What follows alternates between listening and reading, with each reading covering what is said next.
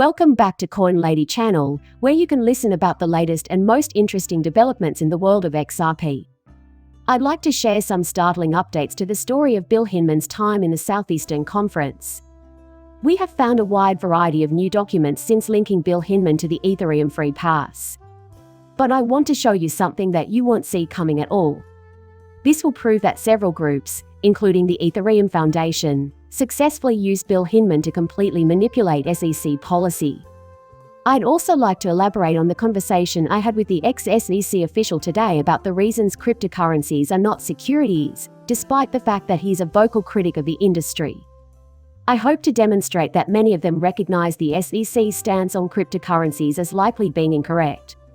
This conversation will enlighten you and you won't want to miss it.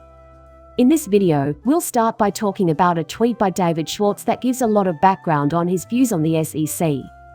This is fascinating to me because I've been keeping a close eye on this case and the cryptocurrency industry as a whole, and I've drawn a lot of conclusions based on what I've observed regarding the challenges faced by various cryptocurrency companies. But it's impossible for me to reach out to all of the cryptocurrency firms out there. They obviously have no way to broach the subject of the SEC. They are under a lot of pressure from the law enforcement. This makes it exceedingly challenging to ascertain the actual state of affairs behind the scenes. The various cryptocurrency companies did their best to comply with SEC regulations. According to a recently proposed theory that has been making its way around the industry, they were strictly forbidden by the SEC. The SEC has responded that it is currently worthless. No one from those companies even tried to break in. They're skirting the law, and if they wanted to play by the rules, they could simply come in and get registered. Just put, they haven't followed through. Because of the polarizing rhetoric, it's hard to know what's actually going on. It should go without saying that I never put any stock in the SEC's claims about Bitcoin companies. What people like David Schwartz have to say about the SEC's treatment of Ripple and other cryptocurrencies is fascinating, though. David Schwartz tweeted earlier today, "Of course, the SEC will not share its regulations with you. If that's the case, you'll simply do as they say." This tweet of his is particularly intriguing because of the deliberate attention it gives to the SEC's main problem. The SEC has not provided clear guidelines. Unfortunately, I never went in to speak with the SEC, so I never had any proof to back up that assertion. But David Schwartz's public declaration of this via Twitter confirms many of the speculations. The SEC is notorious for leaving loopholes in their rules on purpose. They don't want the SEC to take legal action against them, so they don't disclose the guidelines. If they did, every cryptocurrency company would simply follow them. It is demonstrable that the SEC is entrapping people. They are intentionally muddying the waters. The rules are being made as ambiguous as possible on purpose. The SEC can still go after cryptocurrency firms despite their actions. This allows the SEC to go after the industry's biggest and most accountable players in an effort to drain their resources and put them out of business. There are no regulations that anyone must follow, and this is a major reason why the SEC hasn't been forced to go after real scams. The SEC is not required to do so because it has not issued any rules. Even the most open, responsible, and best-in-class cryptocurrency company, Ripple, cannot meet these standards because they do not exist. As you read this, many of you are probably thinking, "Duh, Michael," or something similar. This is something we have known from the start, but what David Schwartz has just told us is crucial. People like John didn't enlighten us to this fact, for instance. This is what we have been told by other lawyers in the area. Still, David Schwartz has seen firsthand what happened when Ripple tried to cooperate with the SEC. To hear him say aloud that the SEC has been using this tactic the whole time is shocking. Make the rules as confusing as possible so that everyone will break them and the SEC can sue them for anything. Now, on a totally different topic, I just had to tell you about this because it was one of the most exciting things to happen to me professionally so far. I actually responded to David Schwartz's tweet with, "The SEC is a full and absolute embarrassment." It's incredible if this tweet was the cause of David Schwartz following me, but I can't be sure. I'm writing this as a huge fan of Ripple and XRP. Obviously, this is fantastic, and I had hoped to acquire it eventually. It appears that has finally taken place. As a result, I'm glad I had the experience, albeit with some regret. The SEC gets a simple roasting in the original tweet from which it was taken. And David Schwartz says that the industry is being held back by an unreliable regulator. But in any case, the next one is mine. The coolest thing that happened to me today was talking to a guy who used to work for the SEC. I'd like to elaborate on that now. Every time I'm able to have a conversation like this with a coworker, I gain a deeper understanding of the agency's philosophy. Mark is a good person, that much is clear. He's a kind and caring human being. He used to work for the SEC, and we had a great chat with him after he retired. Then, in a subsequent tweet, he essentially called the entire cryptocurrency market a Ponzi scheme. When I first saw that, I assumed it was written by another jaded SEC worker who held a strong bias against cryptocurrencies in general.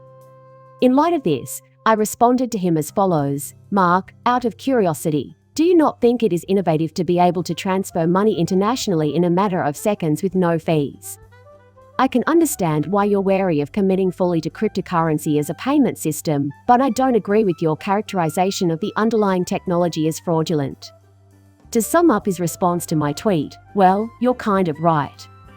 He responded that while cryptocurrency does have some uses, he thinks that number is probably exaggerated by 98%. His opinion on the significance of technology is his own, so I have no right to argue with it. I could put my money into gold or use it to make jewelry. It has multiple applications. This effectively renders the security definition meaningless. Mark said in response, "You've hit on the largest challenge in response to this. Now that I give it some thought, gold is a commodity with a well-established market and a well-documented use. Most digital currencies are issued with neither of these methods. This is purely speculative, based on the assumption that such phenomena may emerge in the future." And he's right, at least in this instance. When first introduced to the market, most cryptocurrencies carry a high degree of risk. They are not very practical. The trading markets for these cases are not particularly well established and are relatively centralized. You are all aware that I am not claiming that this is true for every cryptocurrency. Most cryptocurrencies are not securities in my opinion. However, he's right. If I were to issue my own coin tomorrow, it would have a strong central authority. I could make it with those capabilities, but I doubt there would be many uses for it. I could make it more distributed and useful in a variety of contexts. I've come around to his way of thinking, even if I do think it's a bit extreme. In my opinion, the real issue is when something is issued as a security but has the potential to develop into a hybrid, like gold or maybe even Bitcoin. Do any exist? In the meantime, there are things that can be done to make this possible. This needs to be handled by Congress. Mark is apparently also in the region. It's possible he's skeptical of the technology, but that's just because he hasn't seen very many implemented successfully. Mark is aware that there will come a time when it will be absurd to continue referring to cryptocurrencies as securities. Since we don't know when exactly this happens, we need to know when these cryptocurrencies cross over from being a security to being a commodity. This is where Mark and I may have a point of disagreement. Due to regulatory uncertainty, the SEC is filing frivolous lawsuits against respectable businesses, in my opinion.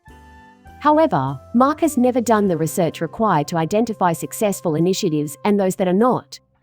The most important thing to remember is that I agree with Mark. A cryptocurrency skeptic speculates that at birth, these tokens have no clear purpose or value. It's hard to put your finger on exactly what they are, but over time they become decentralized commodities. After exchanging roughly 600 tweets, Mark and I, two Bitcoin enthusiasts and skeptics, came to the same conclusion. If Mark and I got together and wrote up some regulations, I think we could have a functional cryptocurrency market up and running in about a week. The fact that our government and the SEC have ignored this problem is deeply embarrassing. To me, this proves that the question of whether or not this technology is worthwhile is irrelevant. That has nothing to do with the fact that a useful definition has yet to be crafted. It's not hard at all, really. Yes, that is entirely possible. In reality, however, politicians and regulators are deliberately slowing down this industry. Nothing about whether or not cryptocurrencies should be considered commodities or securities is affected by this. As for the SEC, what measures have they taken? They have been picking winners and losers and criticizing everyone instead of establishing clear guidelines that the entire business could follow. Stephen Hubert just brought up some email he received. Also, it's completely fresh. Nothing like this has ever happened before. This information has been provided by a leading law firm that is collaborating with the Ethereum Foundation. It was actually meant for Bill Hinman. The subject line reads, "Sent to Bill Hinman, he who finds the golden ticket wins." Let's talk to Bill Hinman.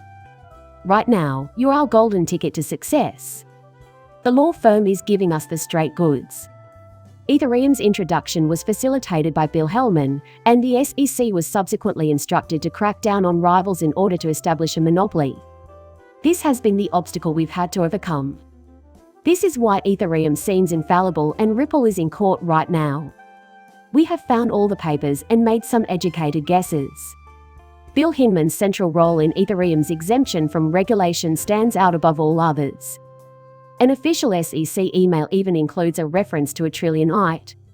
Your being here means a lot to me. I trust you found this update to be entertaining. Those who did so are asked to remember to subscribe and give a like. See you in the next video. Bye.